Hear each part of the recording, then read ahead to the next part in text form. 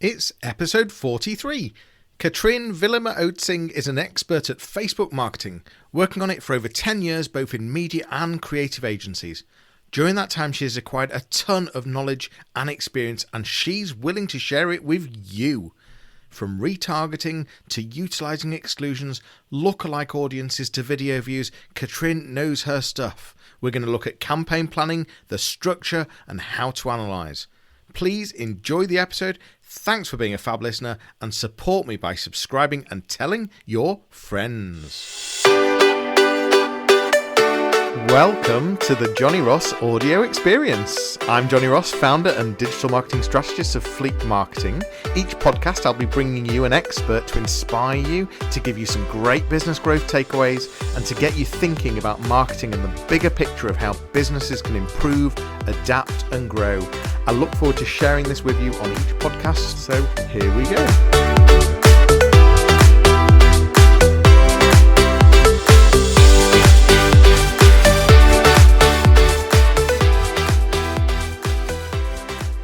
Hi and welcome. This is another live Q&A, another podcast. We are live on Facebook. We are live on YouTube. We're live on LinkedIn. Welcome. Thanks for joining. If you're watching this on replay, please pop hashtag replay in the comments so that I know how people watch this. If you're listening, thanks for being a listener. We're going to be talking to Katrin today. Katrin, you're in Estonia. How's Estonia? Is it as hot as the UK today? It's about 23 in Estonia at the moment, is it? It's not 23. I think it's maybe 21, but 21. More or less. But last week we had like up to 30. So yeah, well, I think that's what we're going to hit today. But yeah, thanks for being here. Just to let people know, if you are watching or listening and you've got questions, please do use the chat. Please do ask questions with pleasure, and it would be great to get you involved. We're going to be talking about Facebook today. So Katrin, I'm going to try this. Katrin Villemar-Oetzing. Villemar-Oetzing. It's not right. Villemar-Oetzing. Almost close. And Oetzing stands for search in Estonian. Yes, Oetzing means search in Estonian. So you were born to be in digital marketing? Well, I kind of married this name. The Villemar part is the one I was born with. So good point. But still. It's going well so far, this, isn't it? But it's brilliant that you're here. Thanks for joining us. You have you're a speaker. You've got your own small agency over in Estonia. You're a freelancer, a consultant, and very heavy on strategy. We're going to be talking about Facebook advertising today. We're going to be talking about the campaign planning, the structure, the analysing. You've also got big skills in terms of Google Analytics and Google Ads Manager, and I wanted to talk. You know, one of the things that gets me whenever I'm setting up a Facebook campaign is even just picking a campaign objective. There's so many to choose from awareness to consideration to conversion, and lots within that. That it would be great to step into that. We're also going to be talking about remarketing and ways of driving traffic to the site to start remarketing campaigns. Mafadal's already asked a question. Thanks for joining us. How do we perceive WhatsApp business solutions? Do you do much WhatsApp marketing, Katrin? No, because WhatsApp isn't that popular here. Most people are using Messenger, so it's also interesting to see how it works out, because I know that Facebook bought it, so it's going to be more heavily advertised, I guess. But currently, Messenger here is the thing that most people are using, and WhatsApp is more or less like this smaller part. I don't know. In UK, do people use WhatsApp more? Yeah, WhatsApp is huge, and I think there is opportunity there. But I think you have the danger of stepping into personal life on WhatsApp, and so I think you've got to be very careful, in my opinion, about using it for you've got to be careful how you use it for business. So let's go to the question, Katrin. If you were to do a Facebook campaign, and you're about to start the campaign, how on earth do you go about picking a campaign objective when you first sign into the business Facebook account? Well, before you start to actually set up the campaign, there are certain steps that you have to think of before. For example, what is the overall strategy and the objective of the campaign? Because sometimes you want more sales, sometimes you want to announce that you have a new product, and sometimes you just need your name out there because you're brand new and nobody knows you. And that's actually the part that determines what kind of settings you are going to choose for your Facebook campaign. And for your question, yeah, at first it might be very hard to choose the objective, but when you actually know what is the purpose of the campaign, what are you trying to achieve, then it's quite easy because the advice is that choose the objective that is most closest to the objective that your overall campaign is supposed to get. And what I know from my experience is that especially smaller companies, they want everything. They want fame and sales at the same time. So for that reason, I have a suggestion to run two campaigns, one with the objective of sales and the other one for reach or awareness. Because if you want something in between, you get the results that are in between. So Facebook is very good with optimizing. You just have to give it the data it needs for the algorithms to work. So that's generally my advice. And if you're going to run two campaigns, is there a risk of you putting each campaign against each other if the targeting and if the targeting is the same? Yes, that you can see actually how much your campaigns are overlapping. If you go to your ad set settings and see there's this, you can choose inspect, and under that you can see the overlap.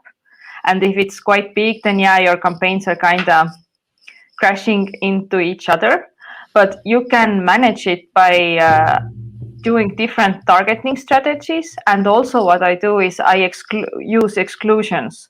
For example, if I do a retargeting campaign, I then exclude people who have heard of me from the prospecting campaign. So that way I can create audiences that aren't that overlapping. And yeah, you generally I create audiences for like campaigns based on the user journey. So it's awareness for new people and sales for the persons who are kind of hot already, so they have heard about you. So you can specifically exclude people that have seen one campaign already? You can exclude people who have like visited your website. Like everything you can target, you can exclude as well. So that's sometimes people forget that they can also use exclusions. Okay. And the so on the brand awareness side of things, as a small business, could you end up just throwing a lot of money away for just, you know, for people just seeing the brand? Is that a good enough objective? Is that strategic for a small business?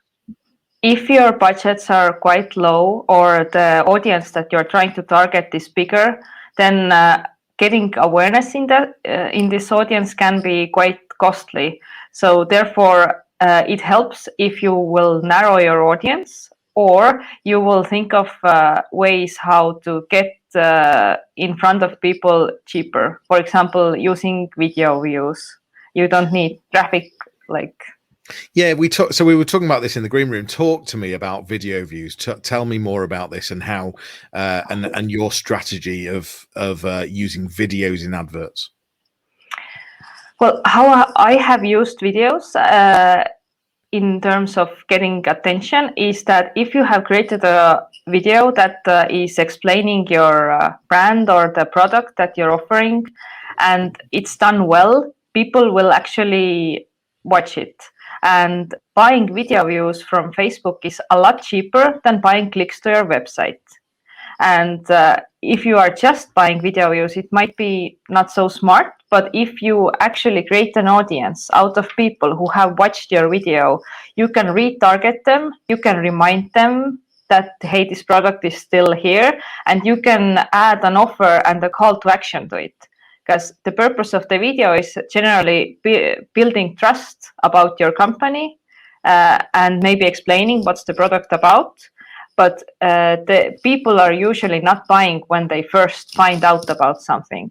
they need some time to decide, and that's when the retargeting comes into play. So you would do a retargeting campaign based on people that have watched the video, which I think is a very clever idea, because you've got that whole thing of people need to see things maybe 7 times before they actually start, doing something. And so, what a clever idea. So do you go quite broad on the video campaign then to sort of open the funnel? Yes, as I do most of my campaigns in Estonia, and the population of Estonia, for those who don't know, in Facebook is like less than 1 million people, like the whole country. So it's not that expensive to run quite broad audiences. Facebook recommends that your audience should be at least 100,000 people. For like most countries, it's a piece of cake. So what I've seen is that recently, or like Facebook algorithms are getting better and better. So if you have a campaign that you are willing to run for at least 2 weeks, then you can just train your campaign, your pixel, your everything on Facebook to find the people that actually are most interested about your products, because Facebook knows a lot of stuff about people.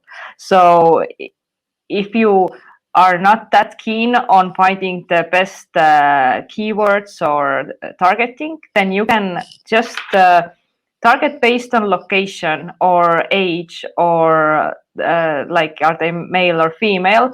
Just exclude the people you know that are certainly not your clients, and then let Facebook find the ones that are the most suitable for you.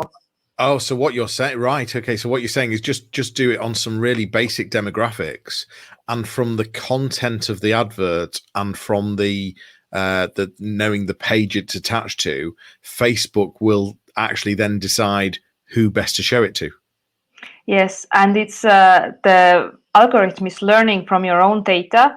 So the better your data is, the faster you will get results. Meaning that if you are creating a video that clearly states who it's for and who it will benefit, the people who will stay to watch the video, Facebook will learn from it.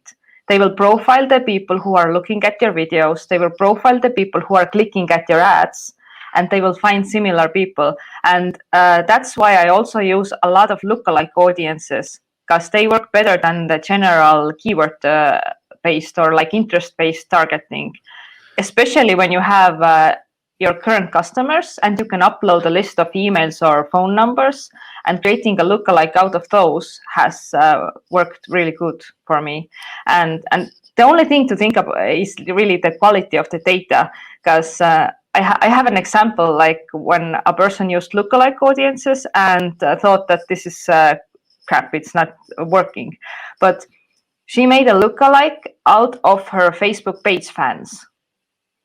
But if I asked her how she had gathered the fans, it was through a like and share campaign. So the fans were there for free stuff, not for her brand. And creating a lookalike out of them just got her more people who were interested of free stuff. So it's like use logic when you create your strategy. And in fact, actually, a lot of small businesses that have Facebook pages, their audience is made up of friends and family initially, and colleagues. So I guess that would be a really good example of not creating a lookalike from there. But interestingly, what you were talking about was uploading email lists or phone numbers of clients or customers and doing a lookalike from that, which is just a brilliant idea. And what other lookalike audiences would you create then? Well, one of them is like based on your email list and the phone numbers that I said, but also if you are tracking events on your website. For example, if you have trained your pixel to record email subscribes, add to carts, purchases, any kind of actions that you can track on your, basically anything on your website can be tracked if you have set it up. If it's URL based, you can do a custom conversion, so you don't even have to do this pixel event tracking that can seem a bit technical for some. And creating lookalikes out of it also works. So you could do it even based on, if you offer a number of different services across the website, you could base it on people that have visited this particular page or this particular page. Yeah. Yeah, definitely. Yeah. Okay. And no, go on. Yeah, and also you can do it like with blog posts. If you are blogging about different topics and you have a new blog post, you can say that I want people who have read this and this and this blog post. Then you can target them. See, I have another article on the same topic. Or some people also target based on sections on their website. For example, if you have a section for business clients and like these private clients, you can target based on keywords you have in your website URLs. So if you have some categories, you can also target by that. And the numbers. So, again, a lot of the companies you work for are small, less than 10 staff, etc. One of the issues that I've always heard about remarketing on Facebook is that, unless you've got a decent number, it doesn't work. That's not the case. You tell me more about the numbers and the sort of minimums, but also if it is a problem, how you drive more numbers. Well, it is a problem if you have very small audiences. The minimum that Facebook allows you to target is 100 people. But doing a separate campaign for like 100 people may seem not so like cost effective because you need to set it up, you need to create the copy, the creatives. The time and effort might not be worth it. But you can grow your audiences quite easily. You can do organic stuff. You can post on Facebook groups, for example. You can also do SEO, like a lot of. If just digging into Facebook groups a moment, because you were saying to me that there's huge opportunity on Facebook groups. Give me some examples of how you would get traffic to the website in a Facebook group. Well, generally it works that you should join the groups that are in your field, that are active, and contribute there. If you are writing a blog post, then you can share it on relevant groups. Usually it's not very wise to just promote your product because you will be kicked off, but you can add value. And what also I have used, some groups not allow it, but some do, is if you post under your company, like you can join groups as a page, not as a private person. Yes. And then you can also make a retargeting list out of people who have engaged with your page, like page engagement. So the people who have reacted to your posts can be added to your retargeting list. And if you can't join the group as a page, you can also do it as a private person. You can reshare a video that is posted on your Facebook page. And you can also make a retargeting audience out of people who have watched a certain video. So if you are sharing videos across groups, you can actually get the people inside the groups in your retargeting audiences. So if you know that someone has gathered like the audience that is exactly right for you, so that's also a strategy you can use to grow your retargeting audience faster than just your website visitors. So ideally you do it as a your company page, but if not, you could do it as an individual within the group. But what is that? That's what you're saying, yeah? Yeah, but you have to like share a video that is posted on your Facebook page. Yeah. So then you can create the audience out of the video viewers. But then the question becomes, how can you produce a video that is good enough to put in a group? And I guess you've got to make sure that video is just full of resource and help or fun or humor, something that's not about your brand necessarily, but more about entertaining or helping the audience that's in the group.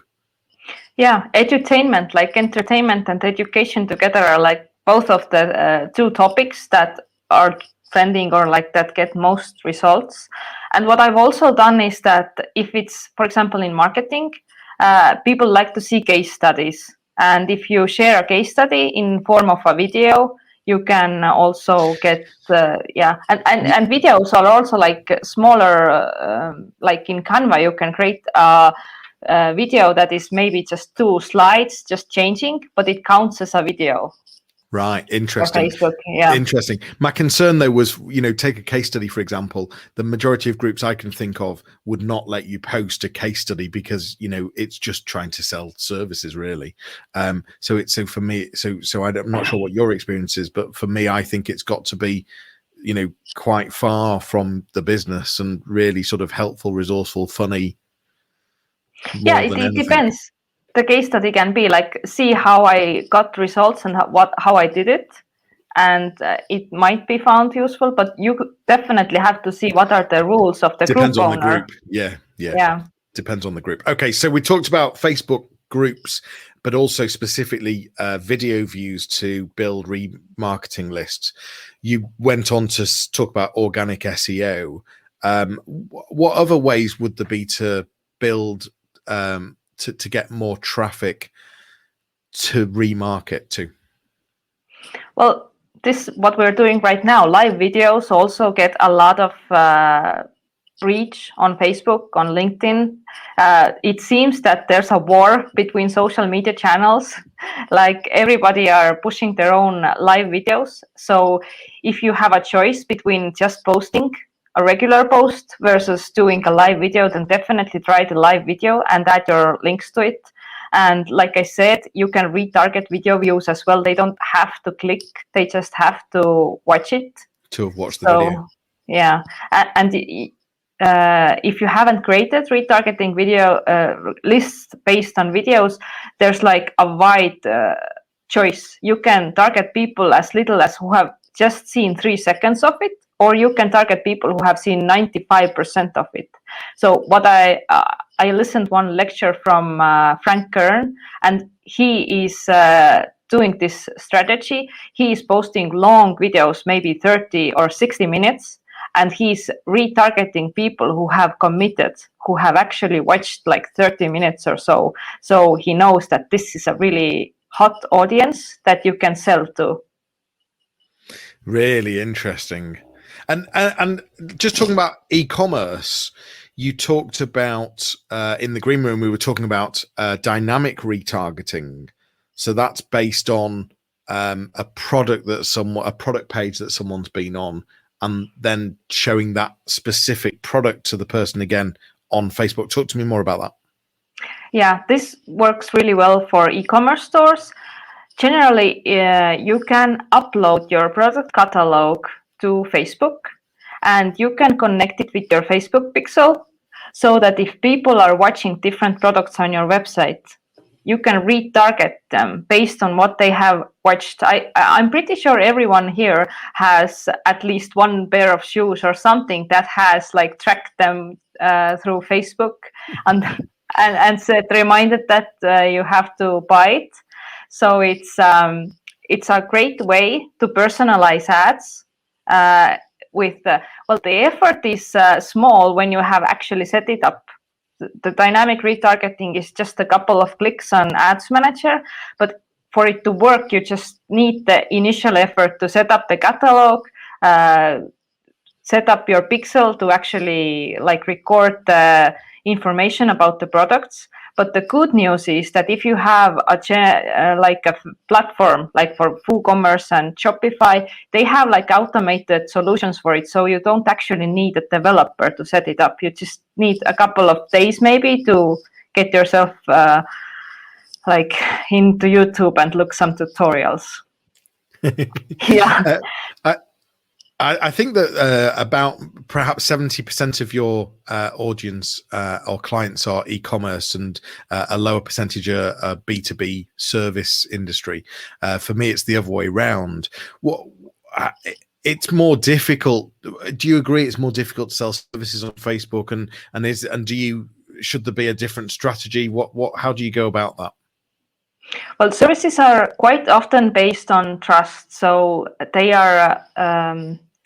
The value is the bigger, so the convincing is also a bit harder. But if you have won the client, most likely she will stay longer.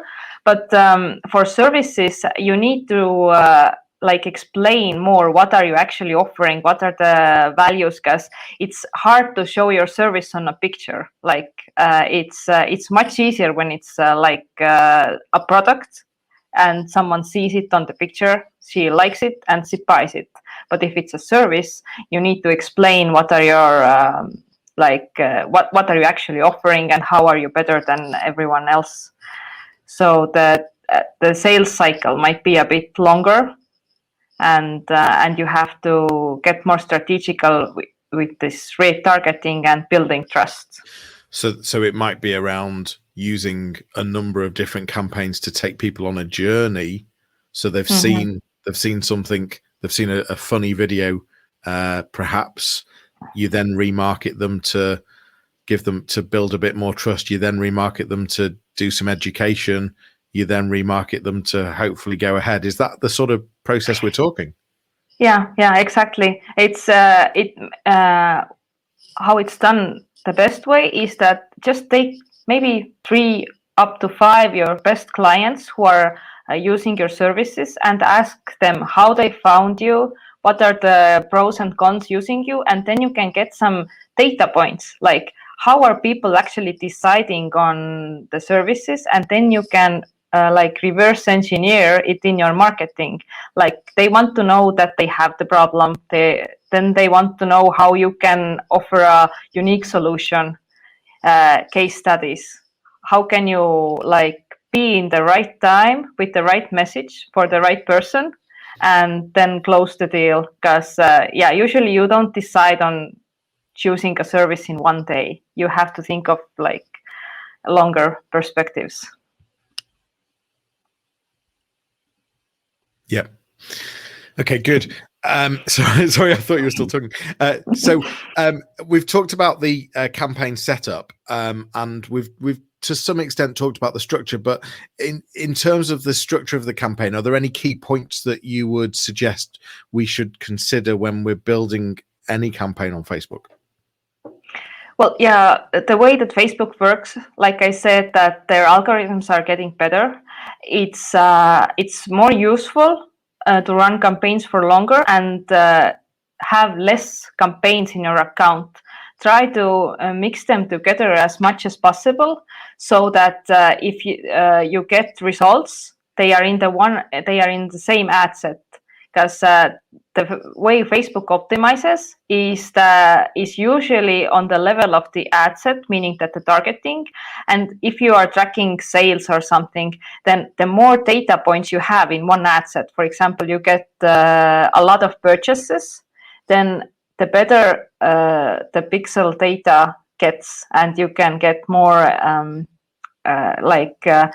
hassle-free results, because you don't have to change the targeting. The only thing you have to see is that how is your creative and your copy working in terms of ad fatigue and saturation. Because if you have smaller audiences, do look at your frequency report. Sometimes people have seen your ad like 20 times, and it can hurt your brand as they mark it as spam.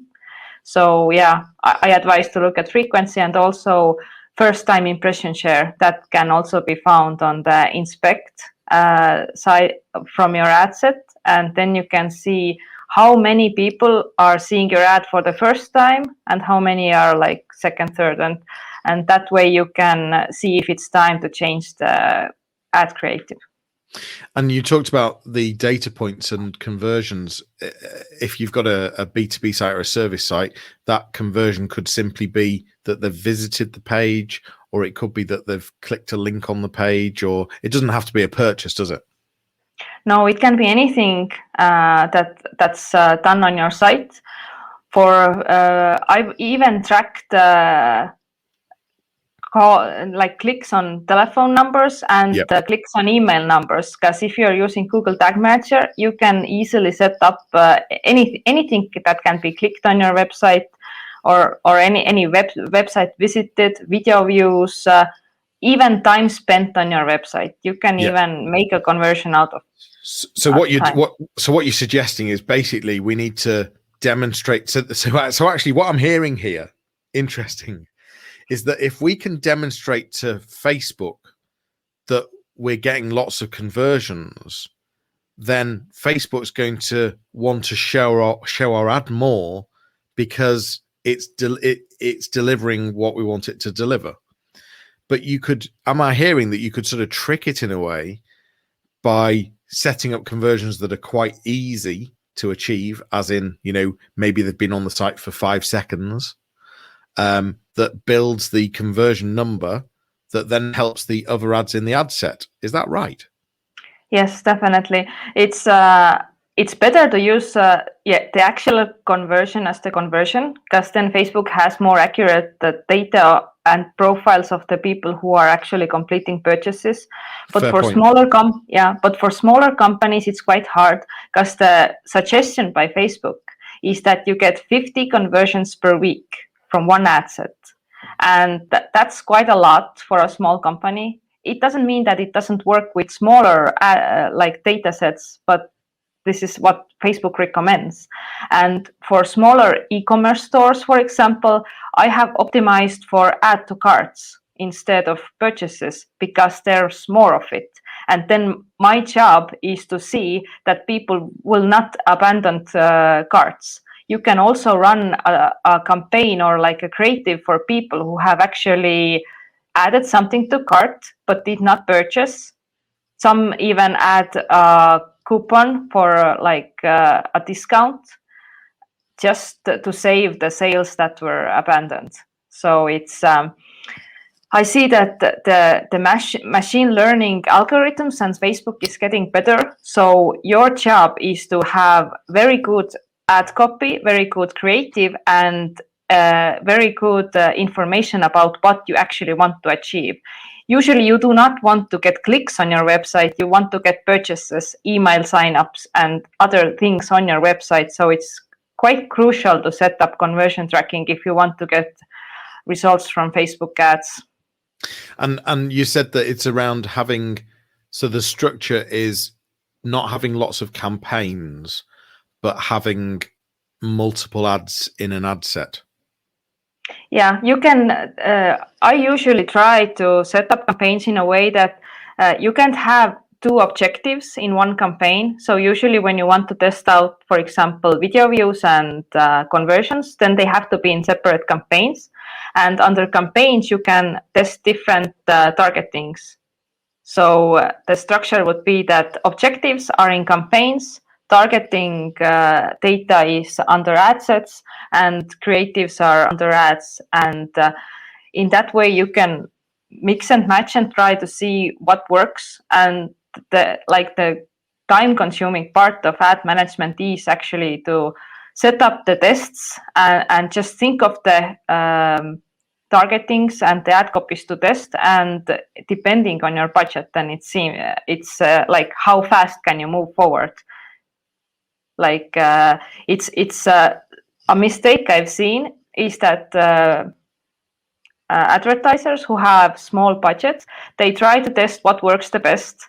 So they create like 10 different campaigns with 20 different ad sets with 3 different ads in each, meaning that they need to actually spend a lot of money to get statistical significance for every ad set. And Facebook doesn't have enough data in every ad set to actually optimize. So it would make more sense to just start with a few campaigns, see what works, then change what doesn't work, and then move forward. Then take another 2 things that you want to test against each other and move forward. It gives you more data. It lets Facebook optimize faster, and it's generally saving you more money, because you are not just wasting time. Because if you have like 20 or 100 different ad sets and very little budget, then you have to decide on maybe 3 or 5 clicks. But this is it's not enough to decide if it's like chance or if it's actually working better.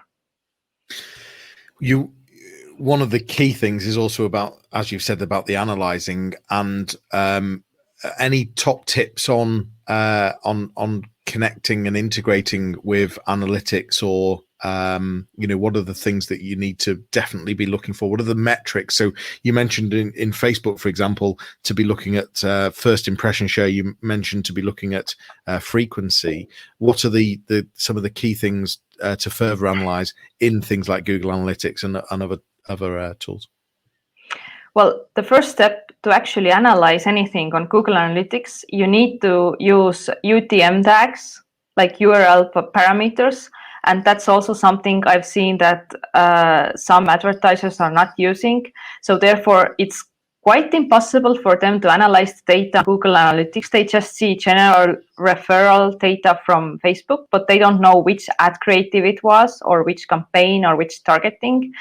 And what's interesting is that due to different technical tracking systems, Google and Facebook report different results. So it's also interesting to see what's the difference, because Google always reports in favor to Google and Facebook reports in favor to Facebook. It's and the truth usually is somewhere in between. So it's useful to see both of the statistics. And triangulate that data. I agree. Go on. Yeah, and if I analyze the campaign, I usually look at the end goal in mind. Like, if I get more clicks from one ad and they are more expensive, less expensive, for example, but there won't be any sales, or the cost per sale is higher, it might not be the ad creative, the one to actually prefer. And that's a mistake that I've also seen, that if people haven't set up their conversion tracking, they might make decisions what ads to keep and what ads to pause on the data they get on their clicks and the cost per click. But sometimes more expensive clicks can get you cheaper purchases. That's why it's very important to look at the data and set up your conversion tracking.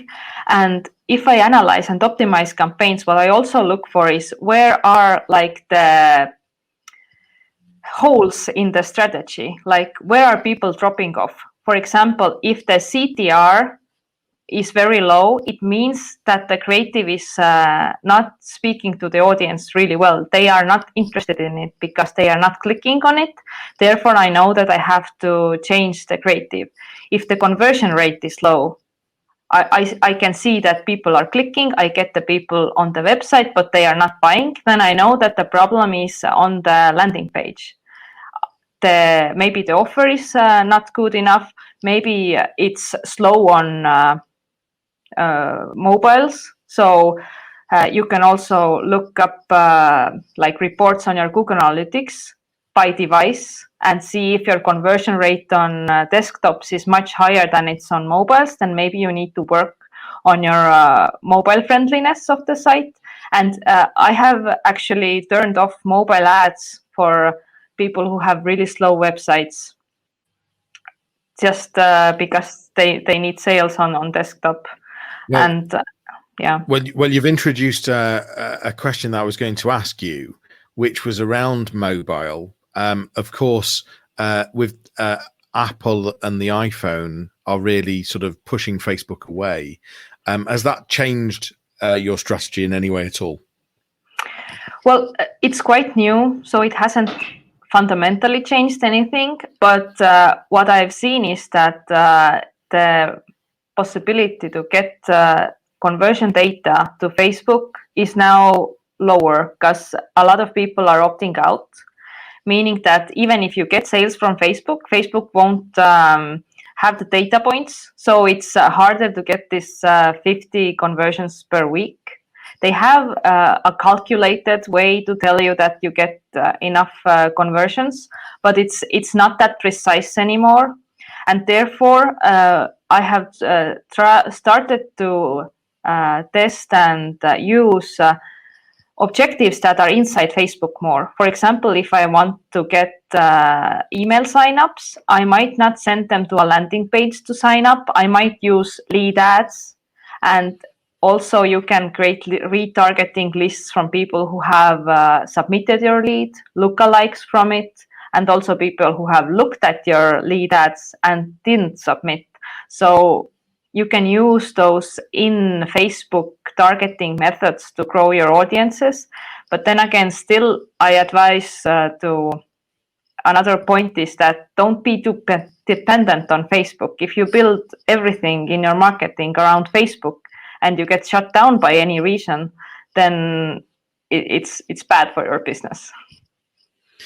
I think that's a very good point. I like the idea of using more in-app adverts. So whether that be a Facebook form, as you were talking about, I think that's a really clever idea. One of the things that I was debating yesterday was around, if we're trying to build audiences to remarket, perhaps when we do that initial build of audience, we don't push traffic from mobile, because the chances of us knowing if they're on Facebook and being able to remarket them is a lot lower than desktop, for example. So or Android, for example. So that was something that we were talking about yesterday. I don't know if you've got if you would agree with that, or if it's too early to tell. I haven't tested it myself, but it sounds actually logical. Yeah. And I have excluded mobile when I know that the website is slow or it's not working very well on mobile devices. And you can test it yourself or look at your Google Analytics report on devices. Katrin, this is you don't do many English speaking podcasts, and you do a lot more in Estonia. This has been brilliant. Thank you. Your English is amazing. My ability to speak other languages is terrible.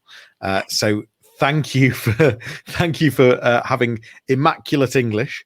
And what an interesting and fascinating conversation. And it's really helped me view Facebook ads quite differently. And I think that's brilliant. So, Katrin, if people are wanting to contact you and would like some advice on Facebook ads, the strategy of how to use Facebook, where's the best place to find you, Katrin? I think the best place is to look up my name on LinkedIn, because that's the site that is in English. My profiles are more on Estonian, and I'm pretty sure that you don't understand it. But on LinkedIn, you can write to me. You can find my email there, and we can connect. And you can add me as a friend if you want to talk to me later, or just be in contact. Well, thank you so much. I'm so pleased you joined us today. If you've been listening or if you've been watching, thank you for watching. Thank you for listening. Please do tell your friends if this was helpful. Tell your colleagues. Let me know what other topics you'd like to hear about. And please do feel free to chat to Katrin afterwards. I'll put some notes in the show notes on the podcast. And please do, as I said, share this, like this, comment on it. But for now, Katrin, thanks for joining us. And she'll see you all soon. Take care. Bye-bye.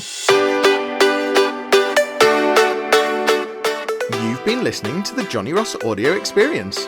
Thanks so much for joining me. If you want to continue the conversation, head over to my website, fleek.marketing, or find me on LinkedIn. That's all for today. Please subscribe wherever you listen to podcasts, tag me in your social media posts, and please leave me a review on iTunes. It will make a huge difference for me. I will see you soon.